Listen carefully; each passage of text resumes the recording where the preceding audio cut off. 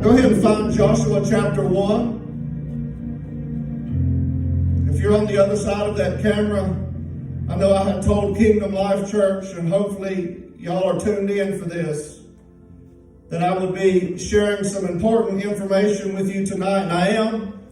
I'm not doing it just through the means of an announcement, though I'm going to bring it to you by means of a message or through a testimony, if you will. Now, I do feel as if it's important to revisit our former testimony, the one that we should all be familiar with already. Again, I'm going to revisit a lot of points that we may already know. I'm going to say some things that a lot of you have already heard. But as I do that, I don't want you to feel like that I'm taking you down a road you've already been down before, because I can assure you that by the time we make it to the end of this journey, there's going to be things said that you've not heard yet and you need to hear. Joshua chapter 1. If you would stand. I want to read to you one verse right now. Joshua chapter 1, starting at verse number 2. It reads, Moses, my servant, is dead. Now therefore arise, go over this Jordan, thou and all this people, unto the land which I do give to them, even to the children of Israel. Let's read it again. Moses, my servant, is dead. Now therefore arise, go over this Jordan, thou and all this people, unto the land which I do give unto them. Father, we bless you one more time. God, I'm asking that you would take this testimony, this word, and God, that you would do with it what only you can. Help us, God, to totally understand who you are and what you're doing. Help us, God, to see through the natural right into the realm of glory, to see what the hand of God is putting into place and what it is you're doing in our lives. God, I thank you for your great grace. I thank you, God, that your word is unfailing and that we can trust in you, God. And we're just believing that you're going to do a work here tonight, God. We love you. We bless you. We praise you. In the name of Jesus, amen. Y'all can be seated. So I want to take you down a road that all of Kingdom Life Church should in some manner be familiar with. But for a few reasons, I want to take you down this entire journey yet again in some manner. And there's great cause for it. I ask that you endure it, because I'm going to take you into a place that you've never been with this testimony. I want to recall to your memory how it is that this church began. And I want the people on the other side of the cameras, some of which don't even know who we are yet, to understand what God does in people's lives that trust in Him. How it is that God is able to confound the wise and to do things that only God can do. So I want to take you again on the journey of Kingdom Life Church, our testimony, if you will.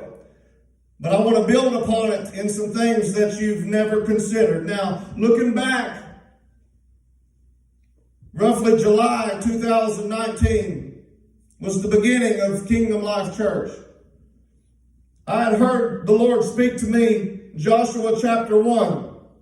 That was on a Wednesday night, nearly midnight. So I read Joshua chapter 1. It was the text that I just read to you. Let's read it again. It says, Moses, my servant, is dead. Now therefore arise, go over this Jordan, thou and all this people, unto the land which I do give to them. That was the text God spoke to me at nearly midnight on a Wednesday, so I felt strongly inclined, not fully understanding what that looked like or what that meant, to call a prayer meeting. Now, if you're not aware, the Sunday before this Wednesday, I had done a message with the camera shut off at the church that we were in, a former church, to address some issues. There was some legalism, there was some wrong ways of thinking, and people being treated wrong. So I addressed that on a Sunday morning, and then 3 days later, God gives me this text on a Wednesday night at midnight.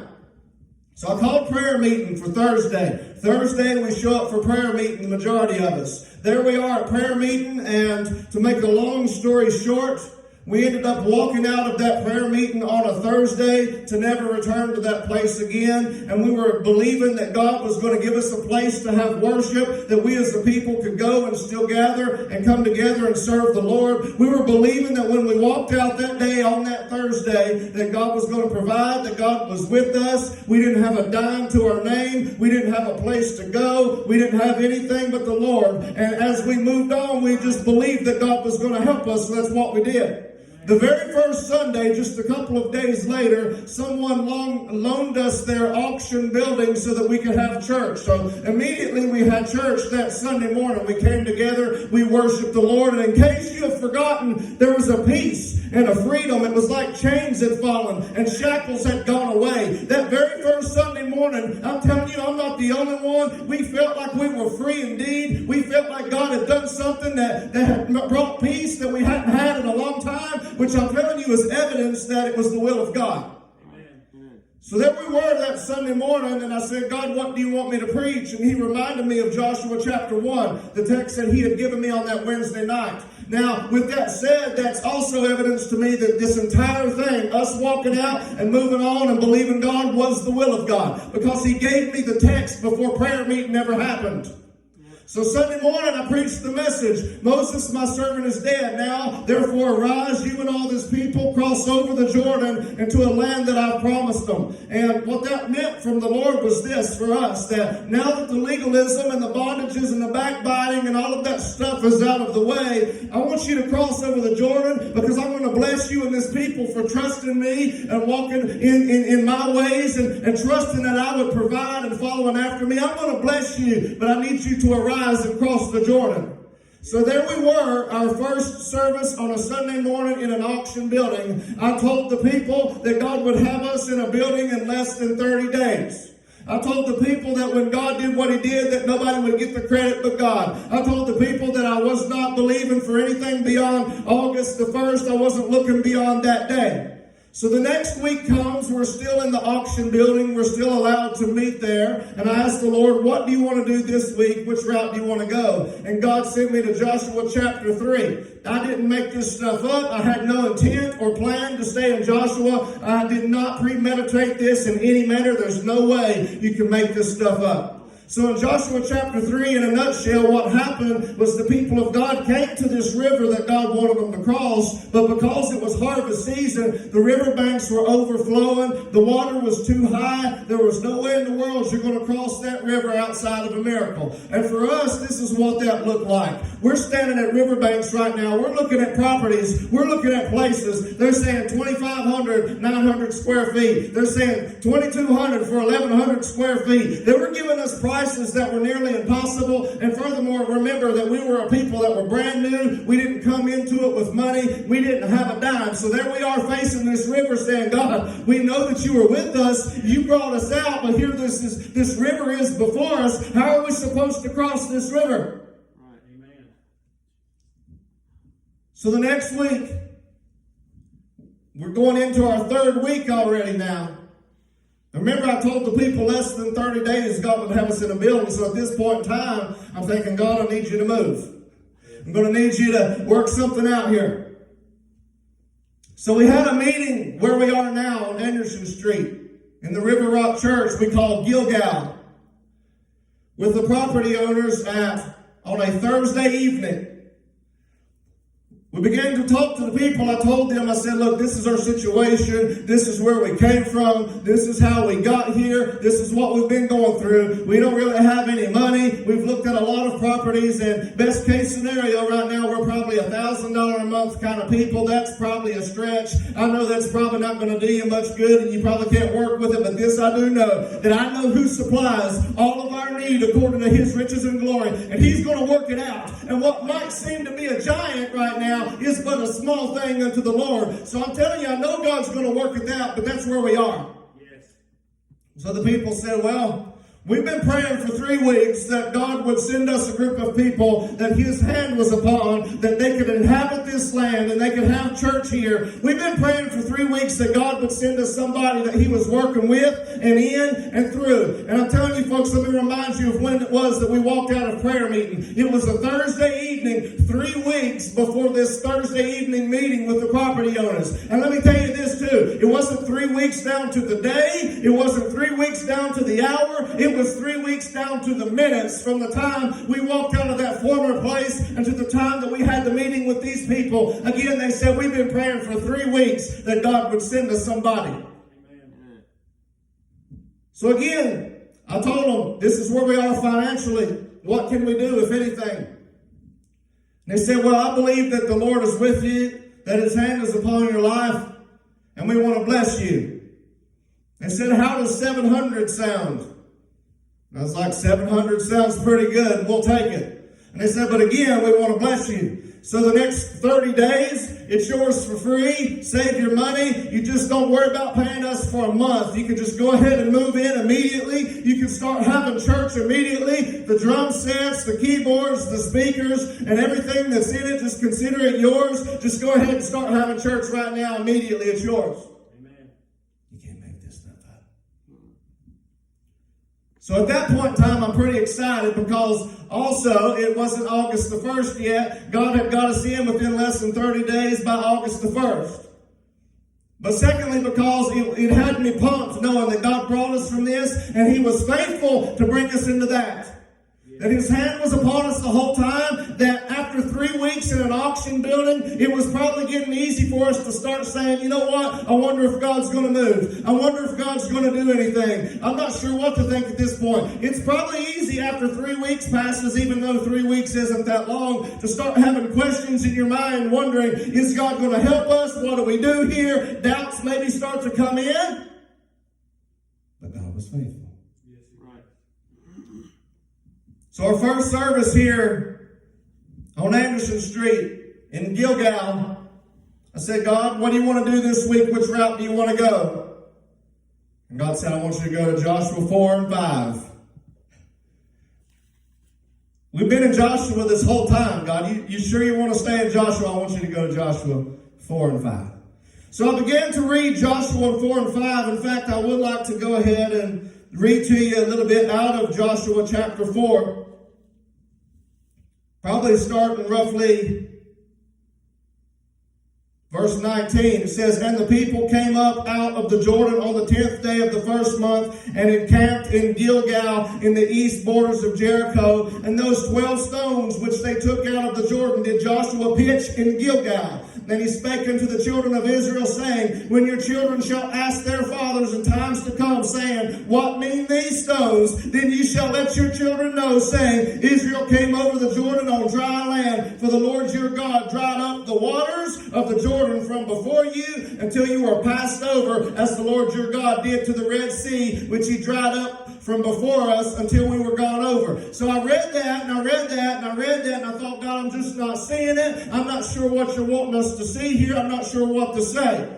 And the Lord was like, I want you to go get a good look at that building and then get back with me. So I went and got a good look at the building, and I realized immediately that it was made out of river rock. And what God was saying to me was simple, that I was faithful to bring you out of a bad situation. I was faithful to provide. And these rocks here, every time you come in that door, I want you to remember my faithful hand. I want that to be your stones of memorial. I want this to be your Gilgal. I want this to be your place of remembrance in which you remember how faithful I've been the entire time. When you pass through those doors, and when those people come through those doors, I want them to remember that I was faithful. Why? Because there's coming some days that are going to be challenging, and I don't want you to forget what I've done when you face them. Well, I want you to remember the faithfulness of God. And I'm telling you right now that when we look at these river rock stones right now, for us, we ought to be able to see them and know that God has always been faithful and that He always will be. So right now, in trying times, when the nation's in travail, things are going on, people are scared, they don't know what to think. Hopefully it's drawing to an end, which it looks like it is, and we can get back to somewhat normal and gather together again and worship the Lord as a group, as a corporate body, like we should be. But I know right now, in a time like this, it's probably easy for people to have forgotten the stones. Now, don't tune out yet, because I've not even taken you to where we're going. But right now, it would probably be easy for people to say, God, we've been on lockdown this long. Things have seemed bad for this long. I'm not sure what to think about this. I'm not sure what to think about that. Remember the stones. Remember the stones. The very reason God had them take stones up out of the riverbed and place them as a memorial was so that they could look upon those as a hand of remembrance that what God had done, a faithful God, that they could look upon those stones any time in passing and remember what God had done. See, sometimes people need an avenue of remembrance, and I'm telling you right now, we ought to be able to look at this building right here and remember what God has brought us from. We should be able to look at these stones and recall that God was faithful. When times are hard and things are coming against us, look at the stones. When you're struggling or issues are happening, look at the stones. When you're on the mountaintop and things are going good, look at the stones and remember how you got there. But nevertheless, I would encourage the people right now, look at the stones. So,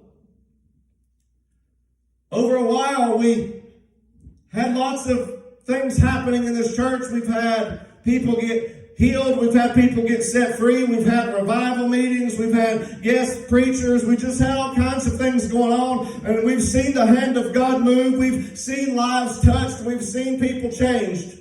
We've seen a lot of good things happen in this place called Gilgal. But there's one thing that you need to understand about Gilgal in the Bible, and it's this. Granted, it is the stones of memorial. Granted, it is the place where they set up camp, where they had the stones of memorial to remember the faithful hand of God. That camp, like I told you from day one, is to be a temporary camp. They are not to be there forever. God had plans for them in the book of Joshua that at some point He would move them to other things, and then He would move them again to other things. So Gilgal can't last forever, church.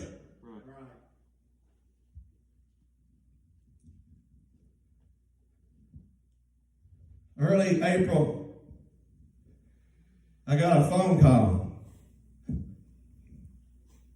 And in a nutshell, it said this, and I want to cautiously tell you what I'm fixing to say because I don't want anybody to take the blame.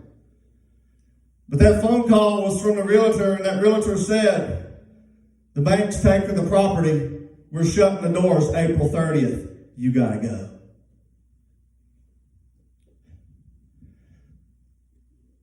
So for me, when I got that call, I'm going to be honest. My first thought was, man, that's not good. That is not good. You're giving us 28 days to get out. 28 days to get out. I don't know who's at fault. I don't know who wasn't paying bills or who was paying bills. If it has nothing to do with paying bills. I don't really understand it. I don't need to. But my first thought was a bit of despair. But it didn't take me long, even the same day, to be honest, when I realized, I said, you know what? I remember the stones. Come on, preacher. There's no chance in the world that God said these stones are stones of memorial so that you can remember how faithful I've been. There's no chance in the world that God gave us the stones of memorial so that we could soon forget that He was faithful. No. He gave us the stones of memorial so that we can always remember that He was there from the beginning. He was there while we were in Gilgal, and He's going to be there and moving forward. Amen. Yes, sir. So I thought, okay, God, if you built this church upon the book of Joshua, week in and week out when we started, you took us to Joshua. Joshua 1, 3, 4, 5, over and over again throughout Joshua. And throughout the rest of the book of Joshua, there's instances that line up with Kingdom Life Church in other chapters. So I said, God, there's got to be something in this book here. There's got to be something in here. I really believe it that you want me to see. About that point in time, I began to hear the Holy Ghost say to me, I want you to go get one of those stones and take it with you. Now, I wasn't really sure what that was all about, so I kind of just shrugged it off and forgot. The Lord reminded me, I want you to get one of those stones, and I want you to take it with you. The Lord showed me this multiple times until finally I was like, you know what? I need to go down there and get one of those stones. I don't know why. I don't know if it's just for sentimental purposes so I can remember what it was like at Gilgal, but I need to go get one of those rocks. So I came and got one of the rocks. It's in my bedroom right now, and I intend to hang on to it for a few reasons. So I began to search Joshua. I began to look through the texts. And then I had the thought, and I believe it was God-birthed, to begin to search out how long were they in Gilgal. So I began to research Gilgal. I began to research their stay. I went through history, lessons, and everything, you name it. I searched it far and wide. I wanted to make good and sure. And as I studied it, I wasn't really seeing what I thought I should see until finally it registered. The Bible shows us that the children of Israel, they encamped in Gilgal even while they were doing other things and going other places and doing the ministry or just whatever it is they did. That they encamped in Gilgal for 9 years and 17 days. I sat and I thought on that number, 9 years and 17 days, and then it hit me up the backside of the head. And I began to chew on the numbers. How long have we been in Gilgal? How long has Kingdom Life Church been in Gilgal? And I quickly realized that we had been here 9 months and 17 days as of April the 30th. I don't think you heard what I said. That they were in Gilgal in the Bible 9 years and 17 days. As for us, April the 30th is 9 months and 17 days exactly. What am I saying? I'm saying before we ever moved here, before we ever left the other church, the very moment God gave me Joshua chapter 1 on a Wednesday night before Kingdom Life Church was ever even thought of, He knew that on April the 30th, it would be appointed for us to leave. It is written. I'm telling you, God had it from the very beginning that on April the 30th, it's your last day. If you had $45 million and wanted to buy the church, it is not the will of God. You would be in sin if you stayed past the 30th. For us to leave, but on April the 30th is the will of God. Amen. So some of you are like, okay, what's that look like for us then? What does that mean for us? What's the stones mean to you? I want to read to you out of Joshua chapter 24. Remember, I told you the Lord told me to get a rock and take it with me. Verse 27. And Joshua said unto all the people, Behold, this stone shall be a witness unto us.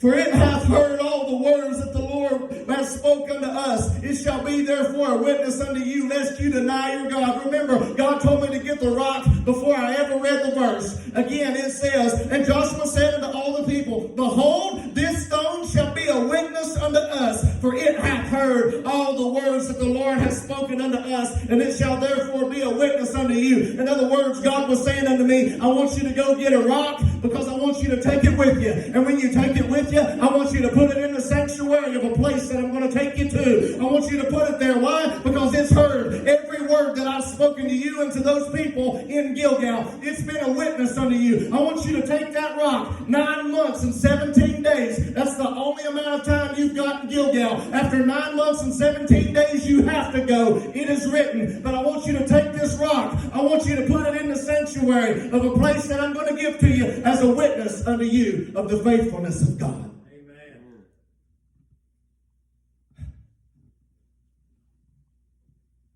In short, we're moving. But the God that was faithful to start this journey and the God that was faithful to give us the stones of memorial is the same God that has given us another place, and it's the same God that's preparing our final destination while we're going to the place that we're going to. Right now, Gilgal was our first stop. And now if the book is accurate, which I believe it to be, especially at this point, Gilgal was our first stop. God has taken us to another place so that we can gather and come together and do the ministry while He prepares for us our inheritance. What am I saying? I'm saying that Gilgal is our first stop, but God's taken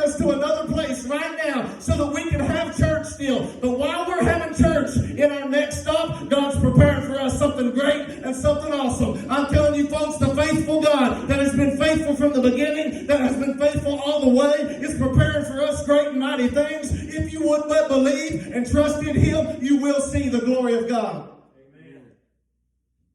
Again, Gilgal. That was our first stop. It was a blessing. But we can't stay more than 9 months and 17 days, according to the book. That's April 30th. The bank might be taking the church. It'll make no difference. April 30th is as long as we can stay.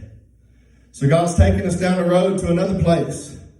And we're going to have church there. And while we're having church there, I don't know if it's 3 months. I don't know if it's 18 months. I don't know how long we'll be there, but this is what I do know. That while we are there at our next stop, at our next encampment, God is going to be over here to the side preparing a beautiful place for Kingdom Life Church. I need you to hear what I'm saying. That while we are at stop number 2, God's going to be preparing a stop number 3 like you can't imagine. Because at stop number 2, He intends to get a lot of people free and a lot of people saved and a lot of people healed. If we would but believe in Him and trust in Him. Notice what it says here in this verse again. Joshua said unto all the people, Behold, this stone shall be a witness unto us, for it hath heard all the words of the Lord which He spake unto us, and it shall be therefore a witness unto you, lest you deny your God. In other words, I've been faithful all the way. I'm going to carry you through this all the way. Only thing you don't need to do is deny me. Don't forget that I've been faithful. Don't forget that I'm always good. Don't forget that I'm going to do what I said I'm going to do. Along the way, the only thing God's asking of us is to trust Him like we have from the beginning. The only thing He's asking of us, He ain't asking for us to have a certain amount of money. He ain't asking for us to have a certain amount of talent. He's just believing that we're going to trust in Him. And as we trust in Him, He's going to do great and mighty things. We're going to see the glory of God. We're going to see the wonders of God if we would but believe upon Him. Amen.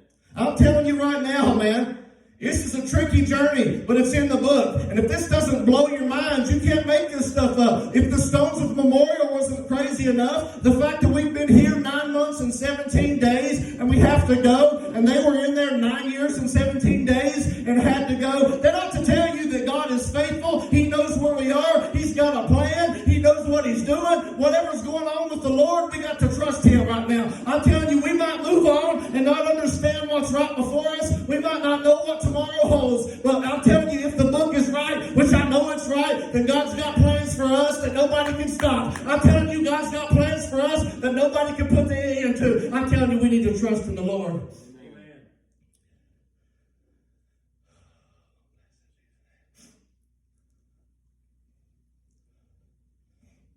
Some of you right now has got a lot of questions and a lot of concerns. And I want you to be encouraged. I believe that God gives such obvious signs like the stones of memorial and the 9 months and 17 days and the fact that He told me to get a rock before I ever knew there was a verse in there that said get a rock. All of this stuff ought to cause us to stop and say, man, isn't God awesome? Amen. But beyond that, how could we ever for a moment think that His hand isn't upon us? Could there really be an instance in our life in which we begin to question whether or not God is with us? I don't know of a lot of testimonies like this that God would bring a people out and that He would use the Bible very specifically to do what He does in their life. Who could orchestrate this other than God? Who could put these kind of things together other than the Lord? How in the world could you make this stuff up? I can't preach 4 messages 4 weeks in a row and just by happenstance land on the verse that brings us to Gilgal and the stones of memorial. You can't make that stuff up, man. And there's no chance in the world that I could have foreknew that 9 months and 17 days later they would tell us we had to leave, not knowing that in the book it was in there the whole time. If I would have caught it to begin with, I could have told you back in August that we're leaving 9 months and 17 days later, but I didn't catch it. But the point is this, is that God has preordained our footsteps. He knows what He's doing. His hand is upon us. He has a plan for 2 and 3 and 4 years from now for us that we haven't even began to imagine. I'm telling you, if we would but trust in Jesus and know that the faithfulness of God that we've seen from the very beginning will abide upon and with us, and you're going to see things a lot of people never see.